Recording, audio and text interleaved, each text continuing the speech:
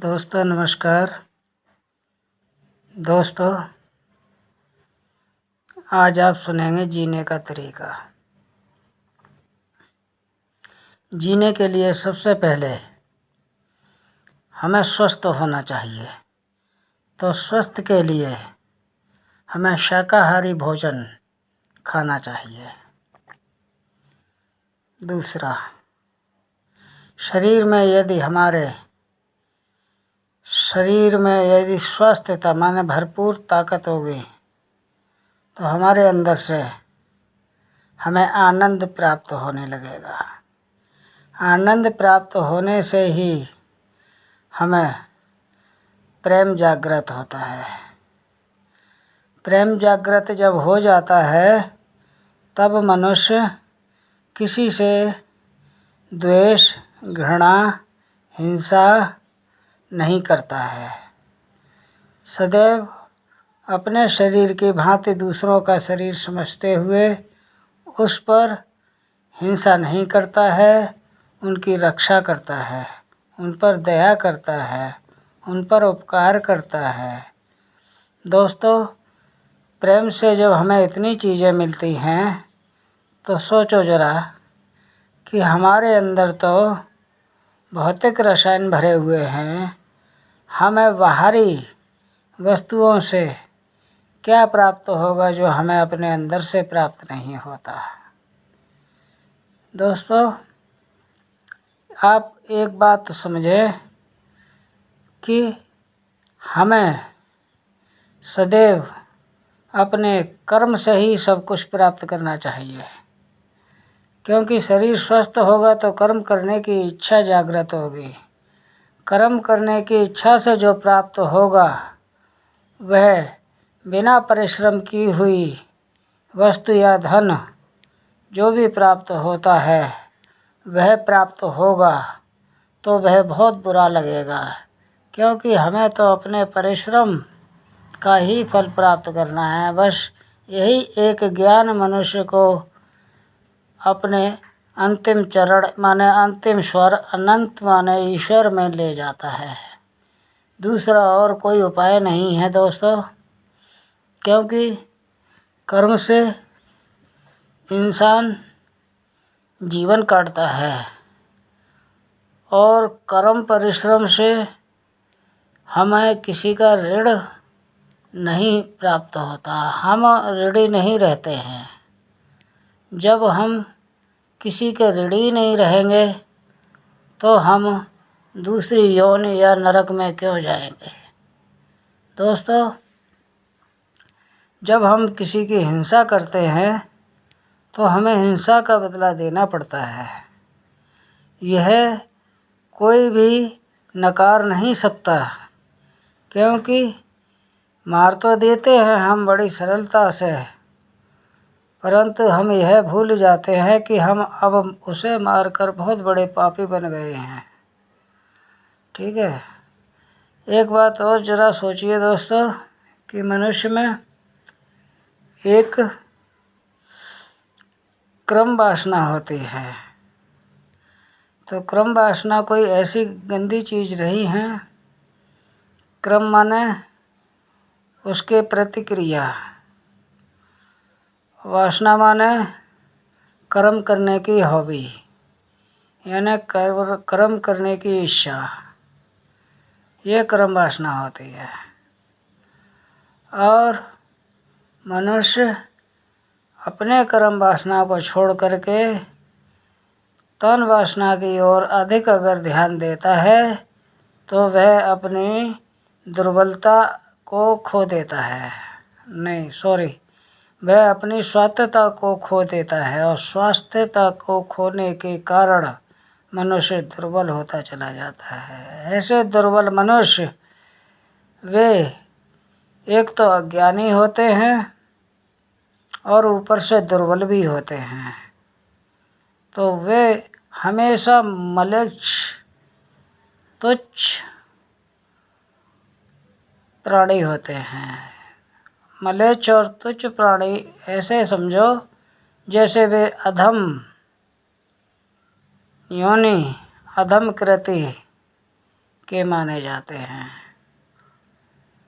दोस्तों, हमें सबसे पहले अपने अंदर एक बात समझना होगा। वह बात यह है कि हमें एक तो दूसरों को लज्जित नहीं करना है। दूसरी बात, किसी दुर्बल को हमें चौंकाना नहीं है। तीसरी बात, हमें मनुष्य से हमेशा हंस बोल करके रहना चाहिए, परंतु उसकी मजाक ना बनाना चाहिए।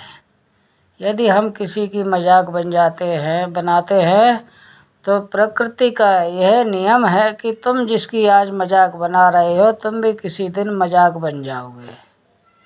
तो हमें किसी की मजाक नहीं बनाना चाहिए। दोस्तों, जब हमारे अंदर अच्छे विचार होंगे तो हमें आगे वाला जो रास्ता है अच्छा ही अच्छा नज़र आएगा, और यदि हमारे विचार अच्छे नहीं होंगे तो हमारे आगे कांटों भरा जीवन, कांटों भरा मार्ग, हमें कांटों से लड़ना पड़ेगा, कांटों को झेलना पड़ेगा। तो यदि हमें सरलता से हमारा जीवन कट जाता है तो कठोर जीवन, कांटों वाला जीवन हम क्यों जिए। दोस्तों, सदैव मनुष्य को अच्छे महापुरुषों में बैठना चाहिए। अच्छे महापुरुषों में बैठने से मनुष्य की बुद्धि एक विचार विमर्श वाली बुद्धि होती है। दोस्तों, जरा सी बात है कि मनुष्य दुनिया के कर्म करता है और अपने लिए कुछ भी नहीं करता है। अरे कुछ अपने लिए भी करो। अब अपने लिए करना क्या है? अपने लिए यह करना है कि जब तक तुम दूसरों की इज्जत नहीं करोगे, वह तुम्हारी नहीं करेगा। आपको अपनी इज्जत करनी है और अपनी इज्जत करवानी है। आप अपनी इज्जत करेंगे और दूसरों की इज्जत करेंगे तो दूसरों से की हुई इज्जत आपको स्वस्थ और आनंदित कर देगी। आप दूसरों से घृणा करेंगे, नफरत करेंगे, द्वेष करेंगे तो बस आप तुच्छ होते चले जाएंगे। और आपको होना क्या है? उच्च।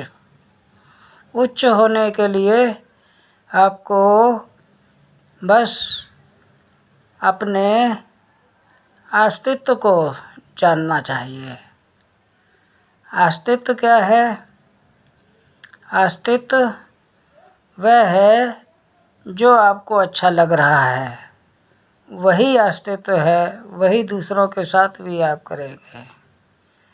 जो आपको अच्छा नहीं लग रहा है वह यदि आप दूसरों के साथ करेंगे तो वह विकार होगा, वह व्यर्थ होगा, उसमें आपका जीवन दुर्लभ हो जाएगा। दोस्तों, हमें सदैव छोटों से बड़ों तक, बूढ़ों और बच्चों से, वनस्पति से, विष्टावंशी कीड़े मकोड़ों से, पशु और पक्षियों से, सबसे हमें प्रेम होना चाहिए। किसी को देखकर यह मत समझो कि वह गलत है, वह हमारी जाति का नहीं है, उसे मार दो, ये मत सोचो। दोस्तों, सबसे ज़्यादा मनुष्य दुखी तब होता है जब दूसरे की हिंसा कर देता है। और दूसरे की हिंसा मनुष्य कब करता है? जब उसके अंदर विकार भरा होता है, बेकार की बातें भरी होती हैं, अज्ञानता, मूर्खता वाली बातें भरी होती हैं। ऐसे अज्ञान मूर्ख लोगों में बैठने से आपको ही नुकसान है। उस साथी के साथ कभी मत बैठो। उस साथी के साथ कभी मत बैठो जो दूसरों की निंदा, हिंसा, छल, कपट, बेईमानी, पापाचारी आदि करते हैं। उन मनुष्यों से हमेशा बच के रहो। उन मनुष्यों से बच के रहने से हमारा जीवन सरल होता है और उनमें बैठने से हमारा जीवन कठोर होता है।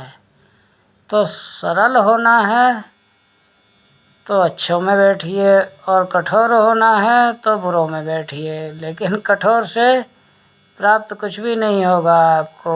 आप घृणित होते चले जाएंगे।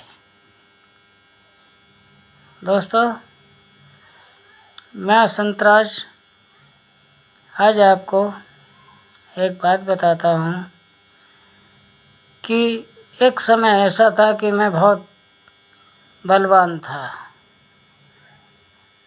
मेरे शरीर पर कोई चोटें नहीं लगती थी।